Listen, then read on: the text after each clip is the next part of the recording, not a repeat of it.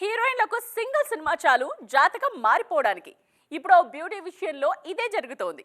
3 ఏళ్ల గ్యాప్ తరువాత టాలీవుడ్ కు రీ ఎంట్రీ ఇస్తున్న ఈ భామకు వరుస ఆఫర్స్ స్వాగతం పలుకుతున్నాయి.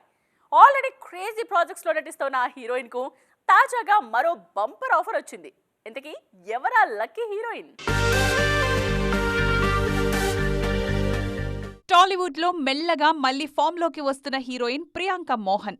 ప్రస్తుతం తెలుగులో ఈమెకు వరుస ఛాన్సులు వస్తున్నాయి. ఇప్పటికే పవన్ కళ్యాణ్ తో ఓజీలో నటిస్తున్నారు ఈ బ్యూటీ. ఓజీ సెట్స్ పై ఉన్నప్పుడే నాని సరిపోదా శనివారంలో ఆఫర్ అందుకున్నారు.